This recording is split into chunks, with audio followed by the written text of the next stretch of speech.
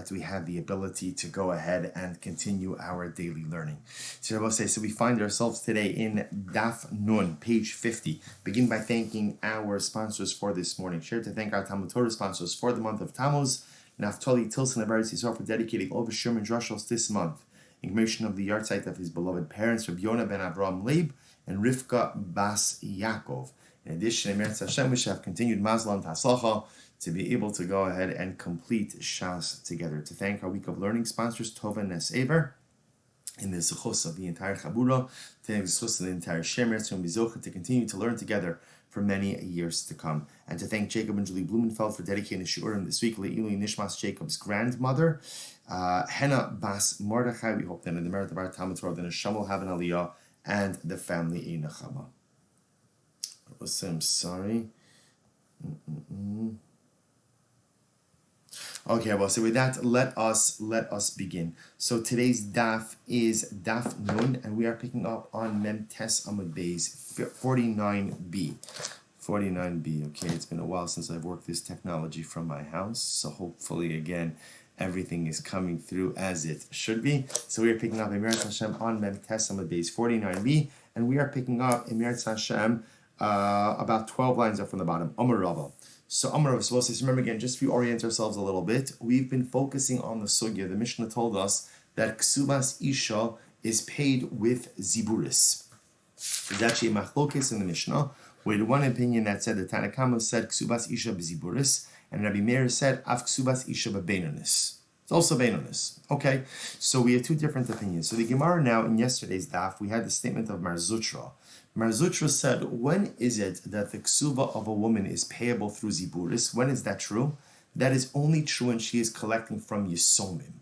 But if halacha l'maisa she is collecting from the husband, then halacha l'maisa the ksuba is actually payable through Beinonis, through middle grade property. So that's the piece we're working through now. So the Gemara says as follows: Amar Rav Tashma, Rabbi Meir Omer ksubas isha b'Beinonis. Rabbi Meir says the ksuba of a woman is payable through Beinonis. I asks the Gemara Miman. So from who? From who? Who ultimately again who is she collecting it from? Ilim asked me if ultimately again she's collecting from the Yisomim.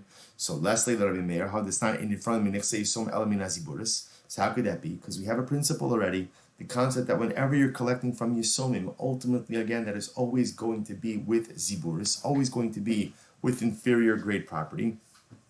Elalav Minei. Rather, it must be from the husband. Must be from the husband. And you see from here again that when collecting from the husband, she collects from Beinonis. Only when collecting from Yisomim does she collect with Ziburis. To which the Gemara says, Mechlal d'Rabbanan Savri b'Ziburis. Sounds like according to the Rabbanan, she always collects with Ziburis, whether it's from the husband or from the Yisomim. To which the Gemara says, Lo, li'ola miyasmi, in reality, ultimately is talking about Yisomim, v'shayni ksubas isha mishum china. And ultimately, again, Ksubas Isha is different because of China, like we spoke about before. In order to go ahead and Halacha L'Maisa encourage women to go ahead and marry, so Chazal wanted to make the Ksuba a bit more of an attractive proposition. Amar Abaye. So we'll say we're still not finished. Let's analyze this a bit more. So Tashma, Hanizokin Shamalahan Be'idis. So damages are paid through Idis. Ubalchov Be'Beinonis. Creditors pay through Beinonis. Uksubas Isha b'Ziburis. Ksubas Isha is paid with Ziburis. Somiman. When we say that the ksuba of a woman is paid through Ziburis, who is paying this ksuba? To which the Gemara says, Ilema miyasmi. If you say it's from the Yisomim, my area ksubas Isha, afilu kol haninami. Remember again, what's unique then about ksubas Isha? In general, again, whenever you collect from Yisomim, we've already established collection from Yisomim is always done through Ziburis. To which the Gemara says, Elalav Minei. Rather, it must be talking about through the husband. And you see from here that even through the husband, she only collects from Ziburis. What's the case? So this is actually very interesting. Kigon, Shena'ase Arev Liniske Beno, Lebalchov Beno Ksubas Kalasa. What's the case? The case is a case of a father who becomes an Arev. Now, what we're going to talk about, Arev is a guarantor. So a father who becomes a guarantor for the damages of his son, for the debts of his son, and for the ksuva of his daughter-in-law, for the ksuva that his son would owe to his wife. V'hai kidine. Each of these cases are treated in accordance with their own framework of halacha. How so? Nizakinu ba'al chov d'mei chayim gavu. So ultimately, damages and a creditor and a debt which are collected during the lifetime of the damager or the credit or the borrower. Ihunami kimagvi kimechayim gami. So the father takes essentially the place of his son. And just like, again, damages are paid from idis and ba'al chov is paid from benonis, so too when the father guarantees his son's debts or damages, he pays in the same way. He pays in the same way. So the Gemara says, Ksuvas isha de la'achar misa gavia. So it's actually very interesting. The Gemara takes the position that the most common situation of ksuva payment is when the husband died. So since that's quote-unquote considered to be the normative case, and after the husband dies, who is she collecting from? She's collecting from the Yisomim. So too again, when she collects, she's going to collect from the guarantor in the same manner in which she would have normally collected after the death of her husband, which would have been from the Yisomim, which is Ziburis. But 1 second, we have a general principle that a guarantor for a ksuva is generally not obligated to make good on the ksuva. Now we'll discuss why that is. So we'll say, so in general, right, when you guarantee something, so you're on the hook for it in the event that the individual who you are guaranteeing for defaults. The exception to this rule, interestingly enough, is for ksuva. It's for ksuva. Halacha l'maisa, when it comes to ksuva, ultimately, again, even if someone commits themselves as a guarantor, they're still not on the hook. We'll see why that is. To which the Gemara says, bikablon. Oh, we're not talking about just a regular guarantor, we're talking about a kablon. I both say, let's talk about it just a moment. Arev and kablon both translate the same way as guarantor. But in fact, there are two different types of guarantors. An arev is a guarantor, but in order to activate the arev, you first have to go to the borrower. It's only if the borrower defaults, then you could go to the guarantor. A kablon is a higher level guarantor. And with a kablon, the creditor could actually bypass the borrower altogether and go directly to the kablon. Interesting. So this makes sense. According to the opinion, it says that a kablon is willing to commit himself, right? Willing to guarantee, even if the borrower doesn't have any assets. But according to the opinion, it says that a kablon only commits if the borrower has property. What is there to say? Maybe at one point in time the borrower had, but then the property was literally flooded, it was destroyed. Or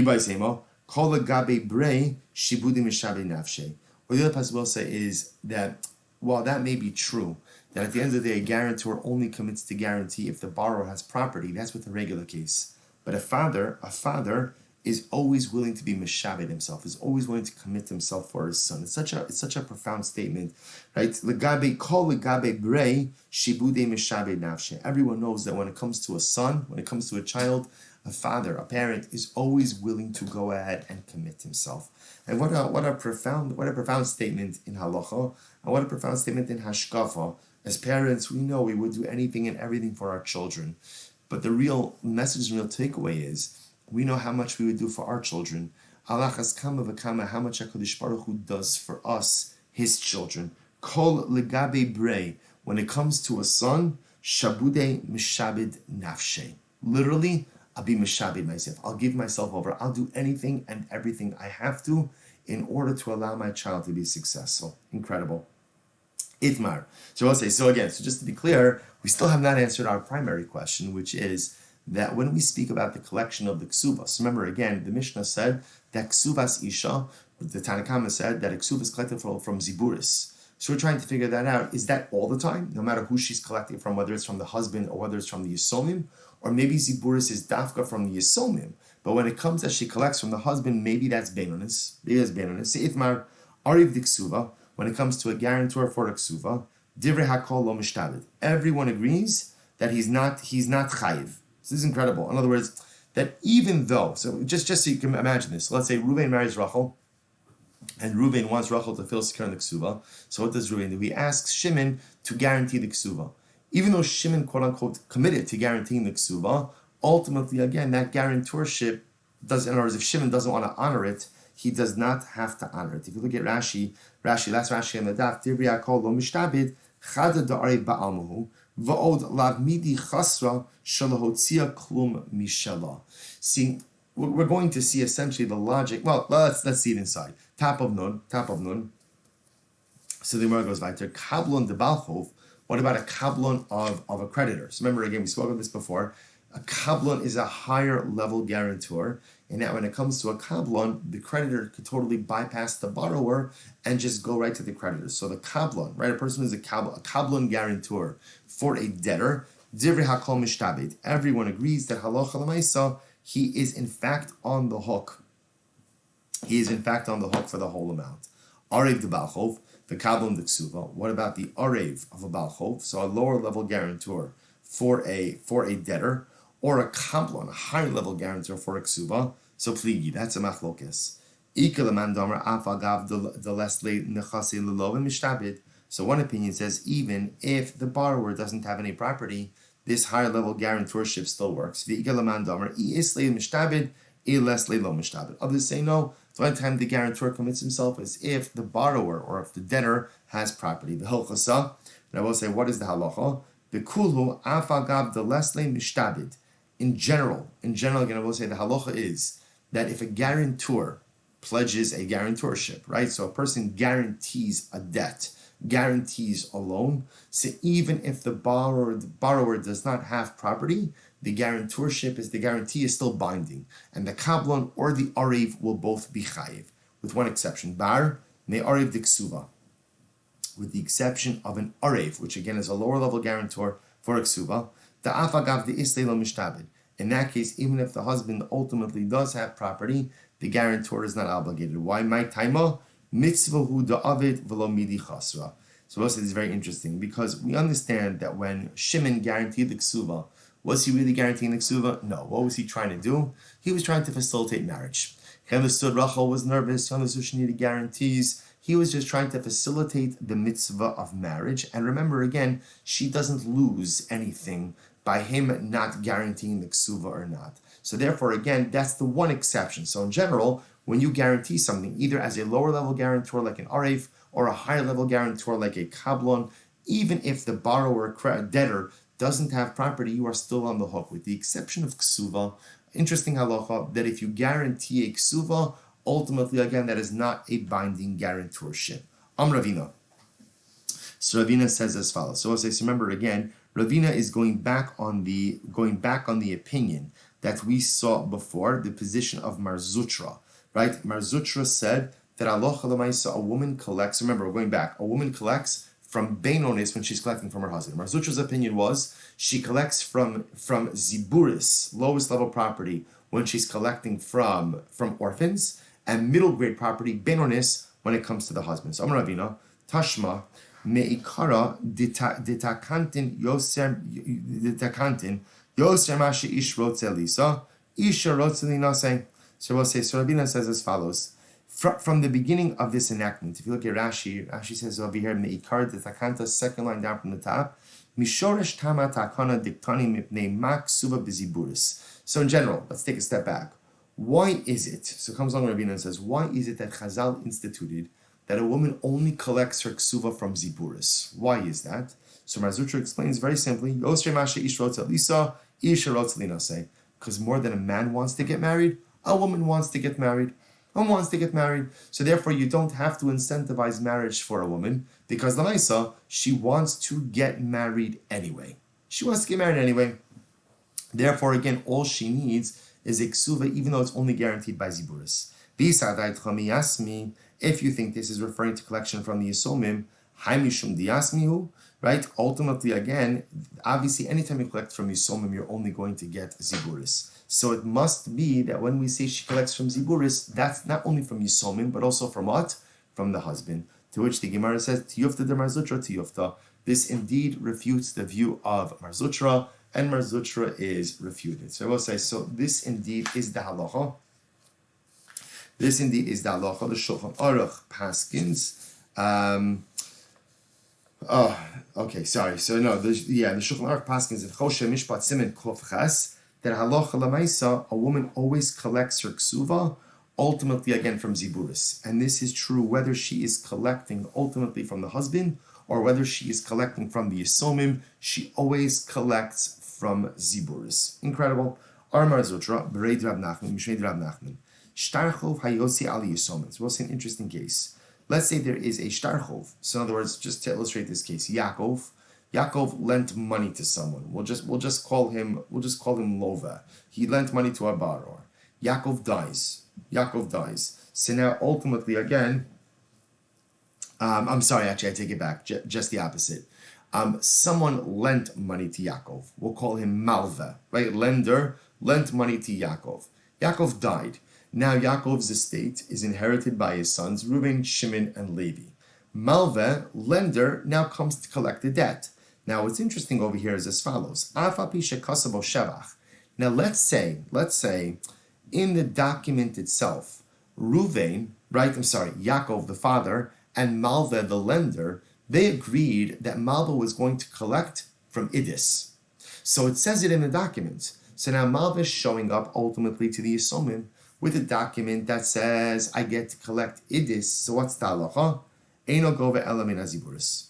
The halacha is, he only collects from ziburis. Right? In other words, this is true, even though you have a document that entitles the lender to collect from Idis, since halacha l'maisa, this is a collection from Yisomim, from orphans. Therefore, halacha l'maisa is only going to collect from ziburis. Incredible. Amar Abaye says, Teda, the balchov dina b'beinonis. And again, you have a simple idea. A general creditor has the ability to collect from beinonis. Umiyasmi b'ziburis. And ultimately, again, from Yisomim, that same creditor could only collect ziburis. So the point that Abaye is trying to make is, it's not such a novelty. Essentially, what Chazal legislated is, no matter what the nature of your transaction, if you are collecting money from Yisomim, you are going to collect from Ziburis, and that is all. So Rav says, 1 second. In reality, Mid'oraisa, a Balchov, a creditor, should only collect from Ziburis, right? In accordance with what Ula says, the Amr Ula, Devar Torah, Balchov beziburis. In reality, a Balchov, a creditor, shouldn't collect beziburis. Why? What is the? How do we know? The pasuk says, Shneimar, Bachutz ta'amod va'ish. So Rabbi said this is actually talking about over here the taking of collateral. And the Torah says if you would lend someone money and you now want to take collateral, you could take collateral, but you have to wait outside the borrower's house and allow him to bring out to you the collateral. Don't go into his house to seize the collateral. So the Torah says, Bachutz tamod, stand outside. Mad darko shalish lahotzi. So if you're waiting for the borrower to go ahead and bring out collateral, what kind of things does a person normally bring out? Pacho shevikelim. Ultimately, again, his ziburis, his lowest grade property. So what do you see from here? You see from here that midda orais, on a biblical level, balchov, a creditor, is only entitled to collect from ziburis. Umatam amru balchov bebeinonis. So if that's the case, then why did Chazal say that a balchov, a creditor, gets to collect from beinonis? Kadesh lo tinol delas bifnei lav. And we saw this already before. Because we'll say Chazal were concerned that if halacha l'maisa you lend someone money, and the only thing you're entitled to collect from is ziburis, that people aren't going to want to lend money. So therefore, in order to encourage people to lend money, what did Chazal say? You could collect from beinonis. Okay, so this is actually very interesting about say. So according to Ula, the deoraisa by a creditor is that you collect from ziburis. Midrabanon, we allow you to go ahead and collect from beinonis in order to encourage and facilitate the making of loans. The Gabi Yasmi Okmor Rabbanan Daraisa. So this is actually a very interesting perspective when it comes to Yisum, when it comes to orphans. Chazal just simply reinstituted the law in accordance with the Daraisa, with the biblical law, telling you that Allah Chalamais, you could only go ahead and collect from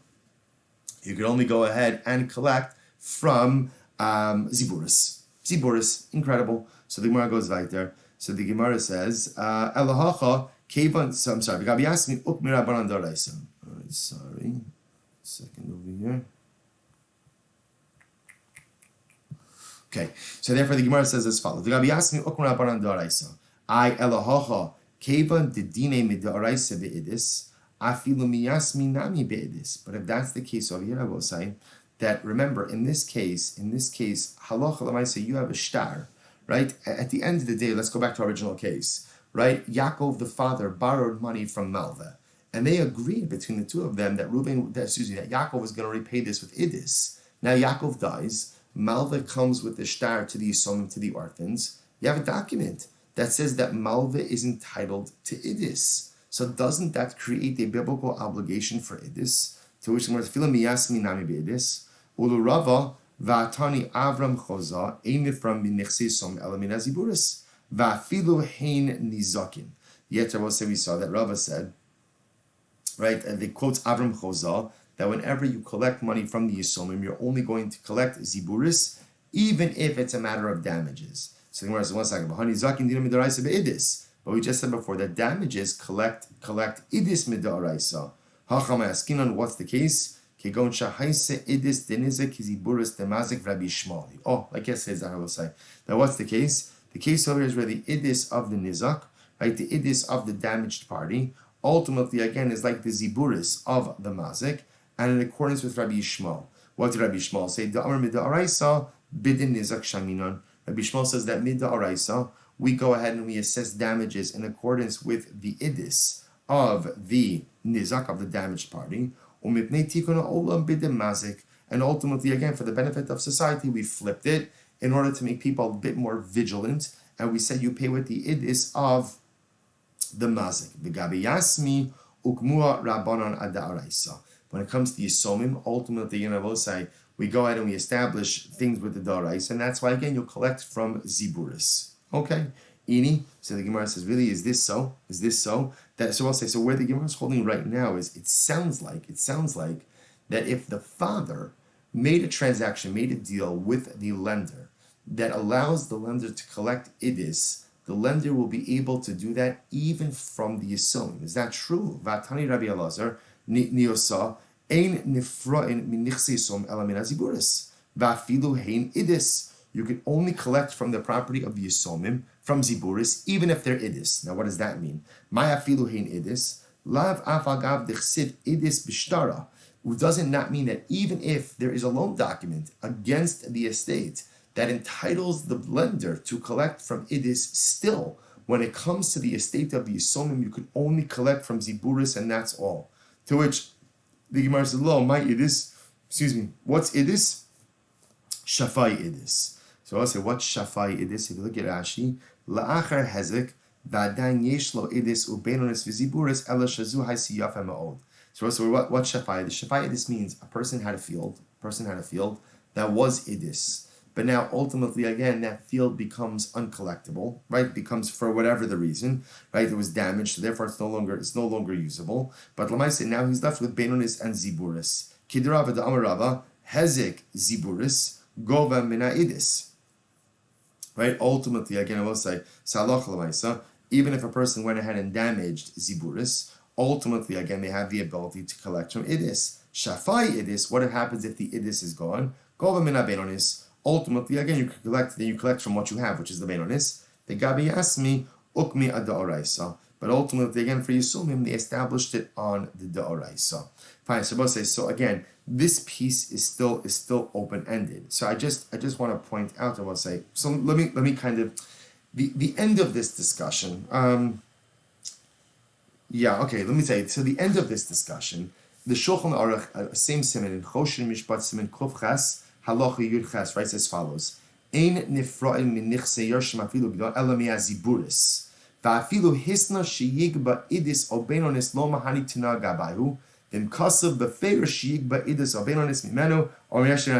listen to this. So this is very interesting. So halacha l'maisa, the way we paskin is that whenever you are collecting from the Yisomim, from the estate, you're always going to collect from Zibur. So by the way, we've already established that this is true by Ksuba. Right? Ksuba is also always going to collect Zibur from the husband or from the Yisomim.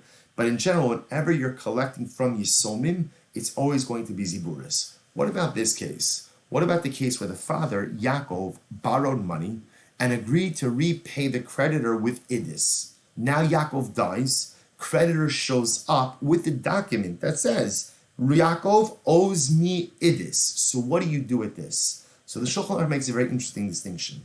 The Shulchan Aruch says, if the agreement to pay idis was just that tonight was a verbal agreement, then ultimately it is unenforceable with the estate. Even if it's not contested, it's simply unenforceable, right? You cannot go ahead and collect anything more than ziburis from Yisomim. The exception is if the creditor comes with a document, right? The Shulchan Aruch says, "V'im kasav b'ferish sheyigba idis o beinonis mimenu o mirshe manitna. So I'll say if the document explicitly says, I, Yaakov, am borrowing money from Malva, from lender, $10,000, and I agree to pay back from idis, right? And ultimately, again, from myself or from my inheritors, and he writes that, myself or my inheritors, then that document will actually hold up in a court of law, and that'll be a case we'll be able even to collect either Beinonis or Idis, whatever is written in the shtar. So just an interesting case. So although the overarching principle and rule is that halacha l'maisa you can only collect from ziburis, ultimately of yisomim, but if the lender produces a document, and in the document the borrower, who is the deceased father, promised to repay idis from himself or from his inheritors, then enachinami, the creditor, can collect idis even from the estate of the yisomim. Very interesting. So again, the Mishnah said, whenever collecting from yisomim, you only collect from ziburis. So yisomim sha'amru kitanim or afilu gidolim. So it's very interesting. When we have this takana, when we have this concept that you can only collect from yisomim with ziburis, so is this a din for children, like for yisomim who are children, kitanim, or even for yisomim who are adults? So the Gemara says, takanti da avur rabana gabi yasmi, liktani avur rabana ligdol no avur rabana. So on one hand we can say, listen, this is a form of protection, right? Children who are orphaned, again, need protection from the legal system. Need to be protected by the legal system. So therefore, perhaps this is dafka takana for yisomim who are minors, who are children, to protect them, but not necessarily for adults. On the other hand, to odama mishum dolo masik adaita demilva demis lova v'nafal nachasi kamiyasmi dahavlin do noel deles hilchach afilu gidol nami. So this is very interesting.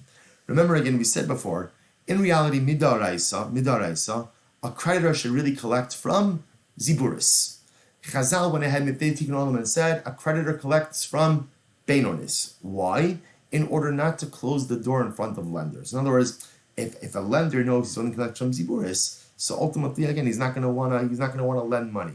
So maybe that logic doesn't apply in a case where the borrower died, right? Because when I lend Ruvain money, I don't have in mind that Ruvain's going to die. So therefore, if Ruvain does die, let's say he does die, and now I'm only able to collect from the ziburis of the yisomim, that's not going to disincentivize me from lending money in the future because that's such a far off occurrence. If that's the case, then maybe the takana to only collect from ziburis of yisomim should apply to adult and children alike. Interesting. To which the Gemara says, Tashmas, let's analyze this. The Tanya Abai Kishishi, Yisomim Sha'amru Gidolim Vein Tzarech Lomer Ketanim. Right? When Abai said, the yisomim that we're talking about is certainly talking about adults and all the more so children.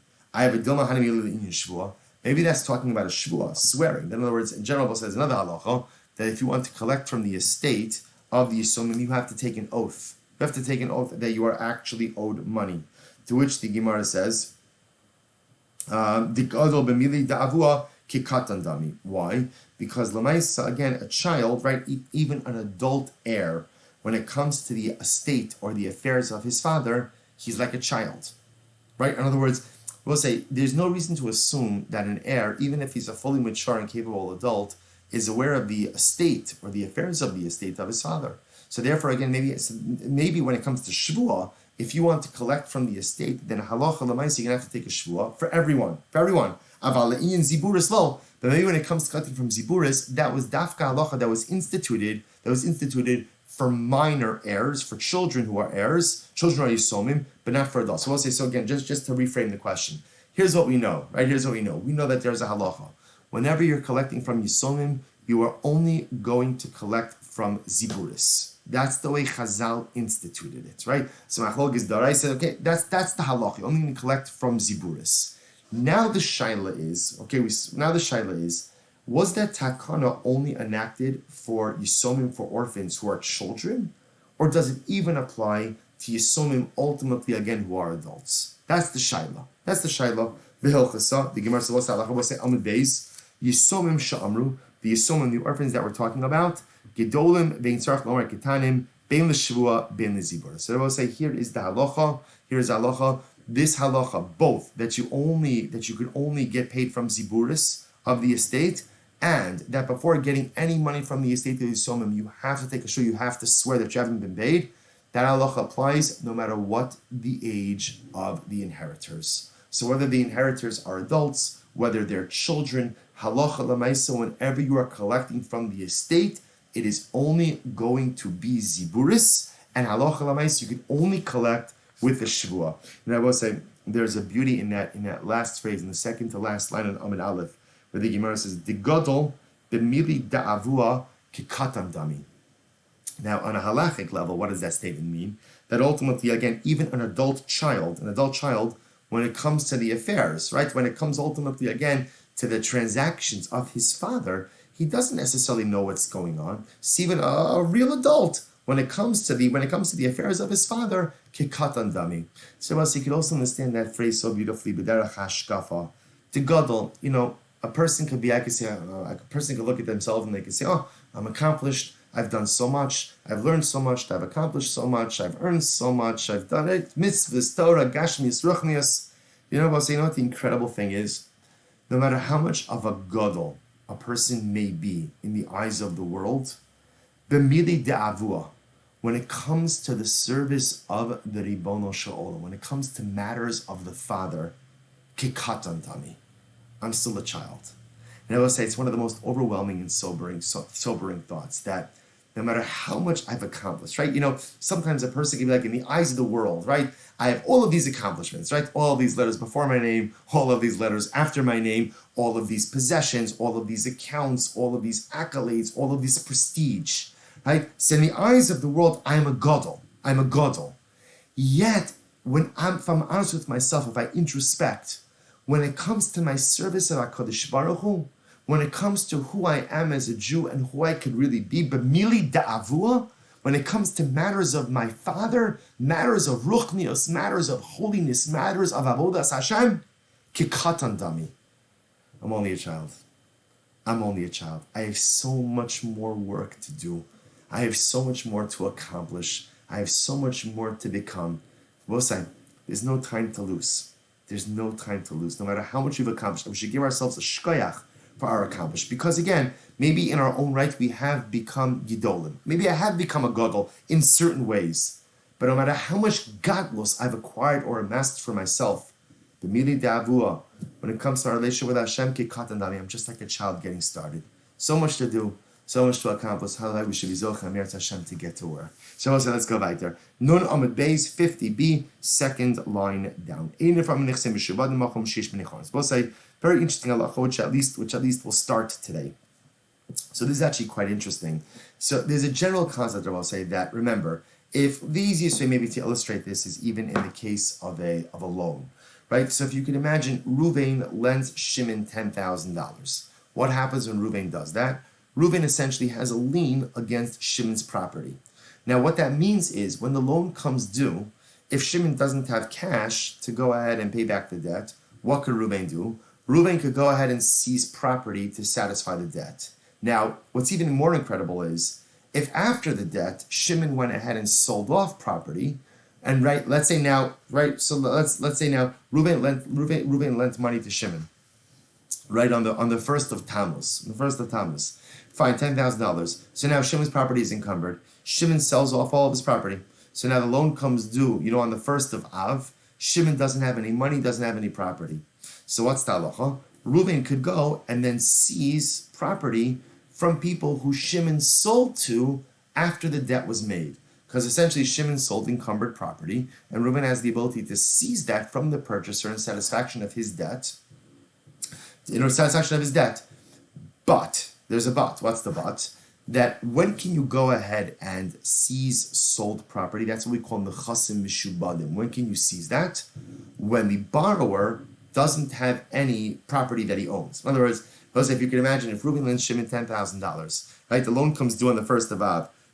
Shimon doesn't have any money. Shimon has a parcel of land. He has land, and it's enough land to satisfy debt. But Reuven says, I don't like that land. I like the other land that I had a lien on that you sold. So I'm going to go seize that land from the purchaser. And says, that you can't do. That's what it means. In Ephraim, in Nechasim Mishubadim, b'makom sheyesh b'nei chol. In Halacha l'maisa, you cannot go ahead and seize sold property, right? Sold property when there is unencumbered owned property. I should say, or where there's owned property. It's all encumbered where there's owned property. Okay. Listen to this. B'matana heich heich. So we'll say, what about by matana? Now, what's the case here? Take a look at Rashi. So Rashi, I will say, is Rashi's second line down at the top. Matana heich. Listen to this. Im shibud shal mishubadim halalu enenu machmas mecher elo shenosnam b'matana la'achar shalava mizeh v'shir b'ziburis lefanov heich migmi b'ziburis b'nechor omniris b'shalav. So we'll say, watch this. It's actually a fascinating case. Same thing. Reuven lends Shimon $10,000 on the first of Tammuz. It's a 1 month loan. Okay, so now everything, of course, that Shimon owns is encumbered, right? The real property is encumbered to the debt. Watch this. Shimon has two fields. A Beinonis field and a Ziburis field. Okay, so what happens? Shimon gifts the Beinonis field. He gifts it away. So now, when it comes time for the loan is due on the first of Av, so Reuven comes collect his debt. Shimon has a field. The Ziburis field is worth $10,000. But Reuven says, I don't want the Ziburis field. I want the Beinonis field. Because remember again, halacha l'maisa, creditor is permitted to collect from Beinonis. So I'd like the Beinonis field. Now, I'll say one second, we just learned. You could only seize property to satisfy a debt when there is no property currently owned by the borrower. But this is a different case. In this case, Shimon didn't sell property, he gifted the property. So we'll say, here's the shaila. Can Reuven claw back the gift? In order to satisfy his debt with Beinonis? Or is the gift essentially treated like a sale? And as long as Shimon has property to go ahead and satisfy the debt, even though the property in question is Ziburis, that's what Reuven is going to have to accept as payments for the debt. Such a great kasha. To which the Gemara says, on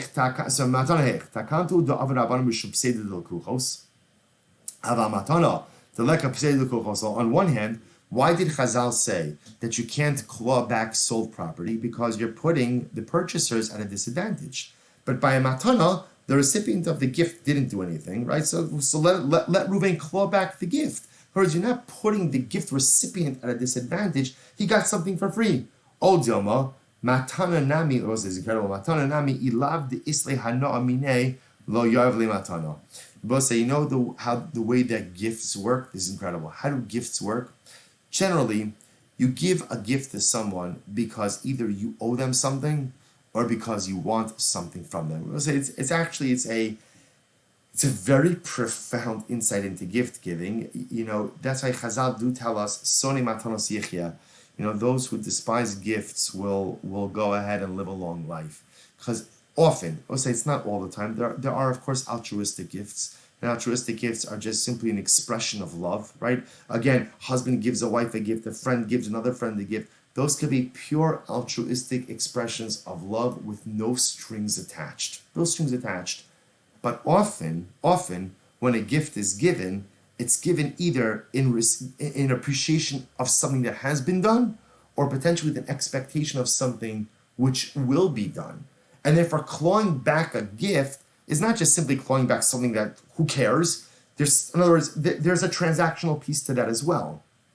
And maybe again, clawing back a gift is no different than clawing back a purchase. So just like if you claw back the purchase, so ultimately again, the purchaser loses out. If you claw back a gift, not only does the recipient, but the giver potentially loses out as well. And therefore, again, maybe Reuven should only be able to collect from the Ziburis that Shimon currently owns. Interesting is here about say Amar Tnuma Saimzuz Laploni, the Gimel Meos Laploni, the Dala Meos Laploni. So listen to this. That was Shchimira. We'll say, remember again, who's a Shchimira? Guy in his deathbed. Guy in his deathbed says like this: give 200 zuz to Reuven, 300 zuz to Shimon, 400 zuz to Levi. Ein omrim kala kodem bishtar zacha, lefichach yotza alav shtarchov gova mikulan. So Rabbi say this is very interesting. So now halacha l'maisa, how do we distribute this gift? So Rabbi say we don't say, well, look, since he said Reuven first, Shimon second, and Levi third, that Reuven gets precedence, right? Reuven collects his. Then whatever is left from Shimon he gets, and then whatever is left Levi gets. Rather, I will say the way we view this, if you take a look at Rashi Rashi says, in Omnu Kala Kodem Mishtar, Rashi says, Sava'a Zacha Likadem Shelo Yitlu Achronim Elamash Shir Harishon. Shim Yechsa Shlo Yimtzu Sham Kolkach Lo Ye Nifser Harishon. Halo Amran Decheban Dolo Amar Acharav Leploni Lab Dafa Akadne El Shesh. Let's listen to this. This is incredible. So, watch this. Shchiv Meira is saying, give 200 zuz to Ruvain, 300 zuz to Shimon, and 400 zuz to Levi. So I will say, so again, you've got 500, right? 900 zuz. 900 zuz, right? Ultimately, again, right? Yeah, 900 zuz in this. We'll say, so let's say for argument's sake, the estate only has, or Shchiv Meira only has 700 zuz. So, well, you say, okay, no problem. Give Reuven his 200, give Shimon his 300, and I guess Levi will only get 200 instead of 400. Gemara says that's not the way it works. What Shchiv Meira actually means to say is, I want to give all of these guys, and I want them to share equally. And if for argument's sake there's not enough money in the estate, then let them split up what there is proportionally according to the amounts I gave them. In other words, if you're asking what does Shchiv Meira want to do, Shchiv Meira wants to simultaneously say, Reuven 200, Shimon 300, and Levi 400. But you can't say three things at once, so therefore he has to say it consecutively. But he doesn't mean for any one of them to have higher standing than the other. As a result of this, Lefichach, Yatalav Shtarchov Gov Mikulam. Therefore, both say, if after distributing the money, and then it turns out, let's say Shchiv Meira dies, and let's say again there's a creditor who comes, so all three share proportionally in going ahead and satisfying the debt. However, Avalim Amar Tnu Masayim Zuz Leploni. The Achar of Leploni, but listen to this. In this case, Shchiv Meira says, give 200 to Reuven, and afterwards give 300 to Shimon, and afterwards give 300 to Reuven. So I will say, what's different in this case? Acharov. In that case, what he's doing over here, I will say, is he's showing that really the goal over here is first pay off Reuven, then go ahead and pay off Shimon, and then pay off Levi. Lefichach, the Gemara says, Kala Kodem Bishtar Zacha. So we'll say in that case, if there's not enough money in the estate to satisfy all of them, we pay them off in sequential order. So first he makes sure that Reuven gets his 200, Shimon's going to get his 300, and whatever is left over will go to Shimon as a result. Lefichach, Yatalav Shtarchov, if after Shchiv Meira dies and the money has been dispersed, Gova Mina Acharo. Listen to this. This is what I will say. Shchiv Meira dies, and now let's say again someone comes to collect money from the estate. So what's the halacha? Who do they collect from? They collect from Levi first. Why? Because Levi was the last one to get property from the estate. So in other words, when Reuven got his, there was unencumbered property. When Shimon got his, there was unencumbered property. Levi was the last one to get here, and when he got his, there was no more unencumbered. So therefore, if a creditor comes, he first goes to Levi. If Levi doesn't have, Ein lo, Govim Mishalafonav, then I'll go to Shimon. Ein lo, if Shimon doesn't have, Govim Mishalifnei. Then ultimately, again, I'll go to Reuven. The Afal Gav, now what's the Chiddush over here? What's the Chiddush? The Afal Gav, the Kama Benonis, Ubasra Ziburis, Miziburis Gabi, Mi Benonis Al Gabi. Now we'll say, here's what's interesting. Lamaisa, this might be true even if one of them has Benonis, one of them has Ziburis, and one of them, right? Again, that doesn't make any difference. You see from here that halacha lamaisa, what we say is like this: the only time you are permitted to go ahead and claw back property is when there is nothing left either with the debtor or with the estate, irrespective of the quality of that which is left over with the debtor, with the estate. That's what you take from. If there's free property, that's what you collect from. Only if there is no free property, ultimately, again, can you go ahead and claw back. Now, what do you see from here? This is a case of matana. This is a case of gift, right? The Shchiv Meira is gifting property. And yet, despite that, what do you see? That we look at a gift like a sale. And therefore, even if, so going back to our original case, remember again our original case, where halacha l'maisa again, right, Reuven lent Shimon $10,000, Shimon has all of his property, or let's say two parcels of property. One is Benonis and one is Ziburis. Shimon gifted the Benonis property, now he's left with Ziburis property. The Ziburis property happens to be worth $10,000. Reuven says, I don't want that, I'm going to claw back the gift. You see from it that you can't claw back a gift, that a gift is treated like a purchase, and therefore, again, if there is unencumbered property, that's what you have to collect from, even if it's from Zibur. Shmamina b'matana nami avod rabbanan takanta. So what do you see from here? That even in the case of a gift, so even if the borrower, even if the debtor Gifted property, still even with all of that, halacha l'maisa, the creditor would not be permitted to claw back a gift when there is unencumbered property, in the same way that he can't claw back a sale when there's unencumbered property. Hacham asking, Gemara says, one second. The case of shchimira is different. What's the case of shchimira? The balchov. Both say the case actually when he's giving money to Reuven, Shimon, and Levi, the shchimira, those are actually his creditors. Gemara says, really? Tenu ka'amar. It says tenu, give them. Tenu is like a lashon of a gift. Tenu b'chovi. He meant give them in satisfaction of my debt towards them. Wow. V'lech se shtara deman kadim. So let's just see. I will say, let's see who has the earlier note. In other words, if Reuven, Shimon, Levi, who has the earliest debt? Deleka shtara. Ultimately, again, there's no shtar. It said whoever has the first shtar, b'shtar pakarata. We're talking about over here shtar pakarata. What shtar pakarata meant? This was the shtar in which the shchiv meira said, go ahead and pay these individuals. The other possibility is afilu matana nami.